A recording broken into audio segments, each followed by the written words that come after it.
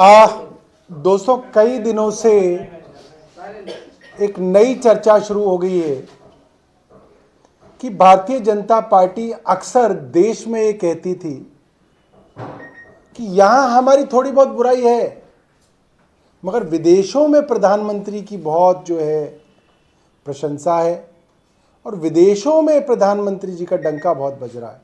ये अक्सर भारतीय जनता पार्टी कहती रहती थी कि प्रधानमंत्री का नाम विदेशों में बहुत ऊपर जा रहा है। और पिछले एक महीने में बाहर की दो बड़ी खबरें देश में आई जिन्होंने देश को हिला दिया।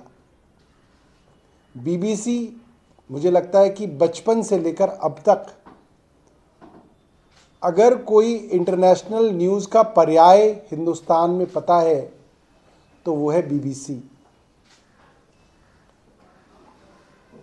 बीबीसी की एक डॉक्यूमेंट्री पे केंद्र सरकार इतनी नाराज है कि ट्विटर, फेसबुक, यूट्यूब आदि से उस डॉक्यूमेंट्री के सारे लिंक गैर कानूनी तरीके से हटाए गए। हिंडनबर्ग की रिपोर्ट हम सबको मालूम है। हिंडनबर्ग की रिपोर्ट ने वो बताया जो हिंदुस्तान में लगभग हर वो आदमी जो शेयर मार्केट से जुड़ा हुआ है जानता था कि अदानी साहब का गुब्बारा जरूरत से ज्यादा फूला हुआ है और ये गुब्बारा कभी भी फुस होगा।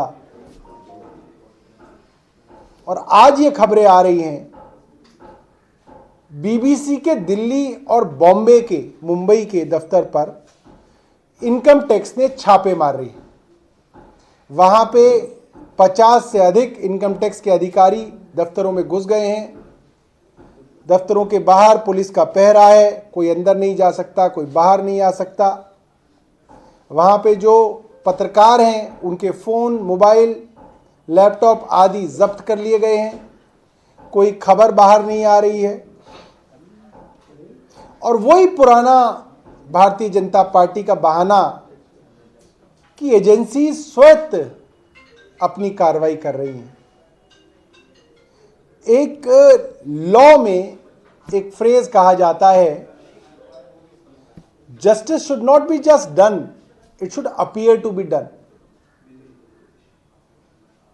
आप अगर किसी के साथ न्याय करें तो यह जरूरी नहीं है कि न्याय हो, जरूरी है इतना ही।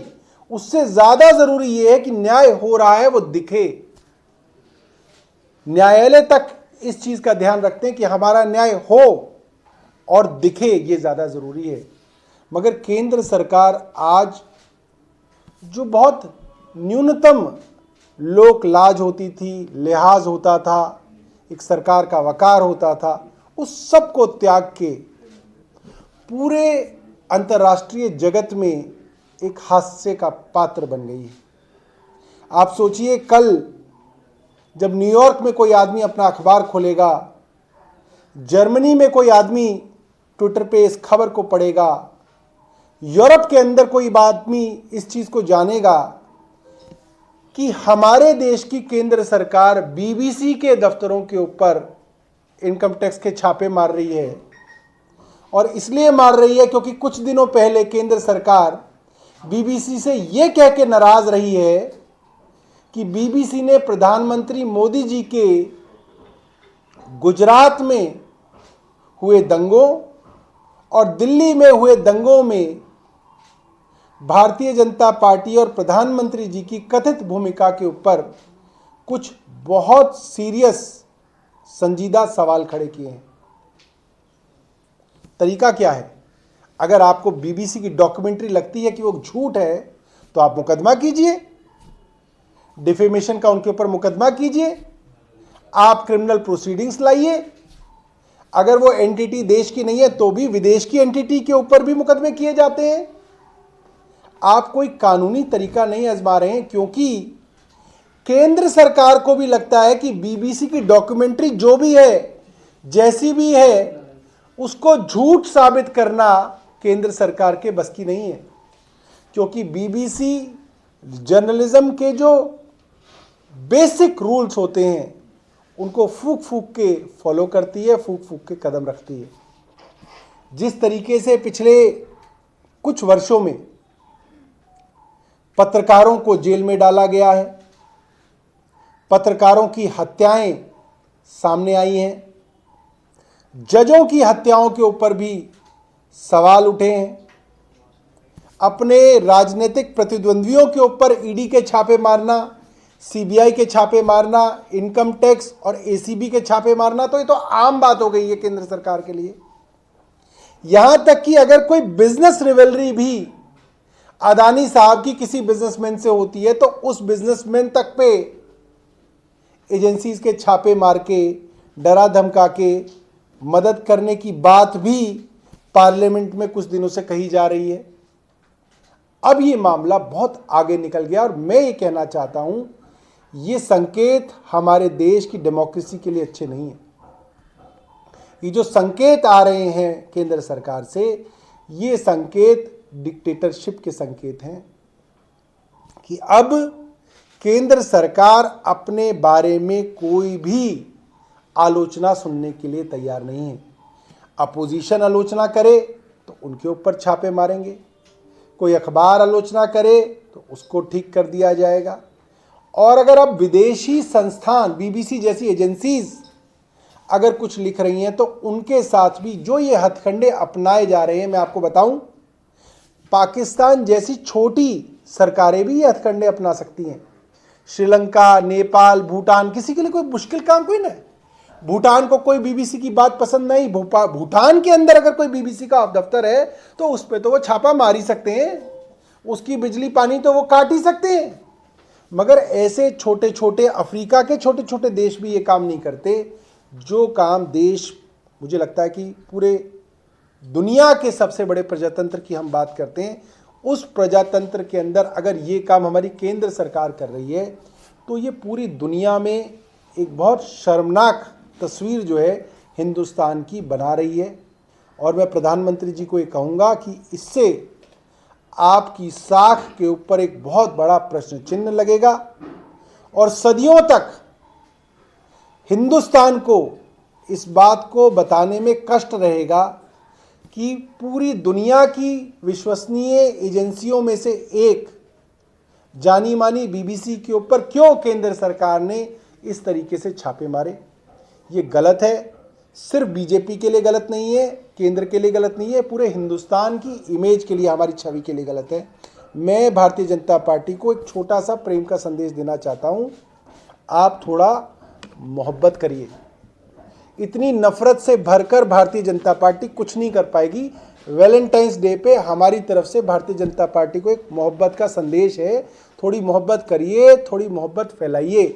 इतनी नफरत से आप कुछ हासिल नहीं करेंगे, सिर्फ और सिर्फ आप लोगों को और दुनिया के अलग अलग संस्थाओं को इस देश की छवि जो है उनके सामने खत्म कर रहे हैं, खराब कर रहे हैं। बहुत बहुत धन्यवाद। जिसे आप लगा कह रहे हैं छापा, वो सर्वे बता रहा है, जो सूत्र बता रहे हैं आईटी डिपार्टमेंट, वो कह रहे हैं सिर्फ सर्वे करने गए हैं तब।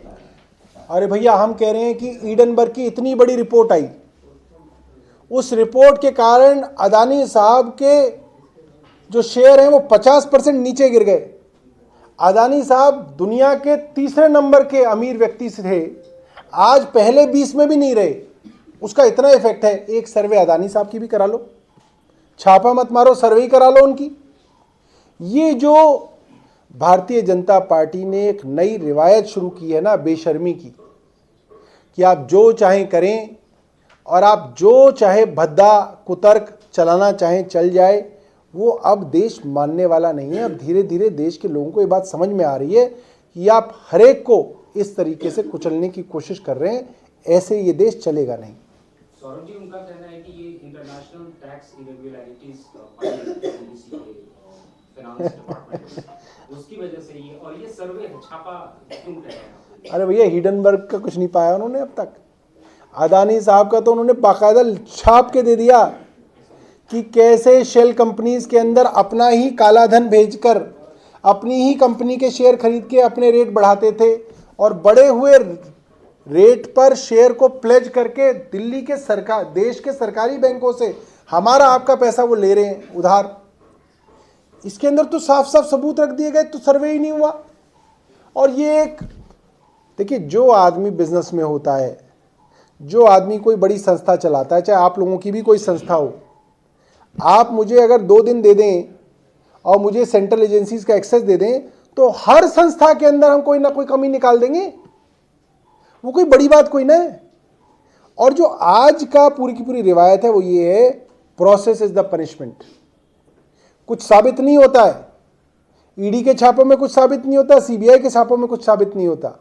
जो ये प्रोसेस है कि आपके दफ्तर में आ गए, सबके फ़ोन ले लिए, अब सबके कंप्यूटर ले जाएंगे, महीनों तक उनको रखेंगे, कभी आपके एडिटर को बुलाएंगे, कभी आपके जो है प्रमोटर है उनको बुलाएंगे, सुबह बिठा के रखेंगे, रात तक बिठा के रखेंगे। यही तो है, इसी तरीके से तो हैरेस करेंगे वो आप लोगों को। हम लोगों को भी कर रहे हैं, इसलिए हमें पता है ये जो प्रोसेस है, किसी भी छोटी कमी को निकाल के उस प्रोसेस के अंदर हैरेस करना, ये केंद्र सरकार की मोडस ऑपरेंडी है। और अब ये इतना प्रेडिक्टेबल हो गया है कि ये किसी को बताने के लिए भी थोड़ी सी भी जो है लिहाज करने के लिए तैयार नहीं है। तो ओपन है, ओपन बेशर्मी है। और कोई सवाल? बहुत बहुत धन्यवाद। विकास, ये लो अपना वापस लो, इसको दिया है किसी ने।